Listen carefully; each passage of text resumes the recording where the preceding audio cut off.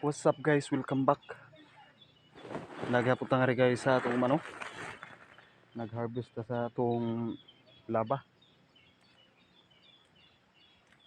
May udto na itong talan, grabe ang init to. Bagtikis talan. Fresh pa kaya ito laba guys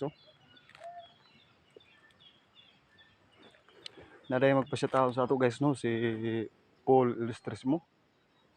Ato ning uyuan nga na sa Ormoc na nagpuyo karon. Shout out ni mo dayo. Kini day atong uyuan sa una. Gaparm po ni guys Ga uma sila diha banda sa ubos. Na namalhin sila og syudad Na sila karon sa may Linaw. Shout out ni mo dayo. Thank you so much sa pagpa-shout out. Naghapon ta nga rin sa atong laba ay ga-harvest bisag brato kay guys. Ato lang gyapon ni siyang harbison kay para maka kwarta-kwarta gyapon ta guys Kay ug di man gud siya harbison guys.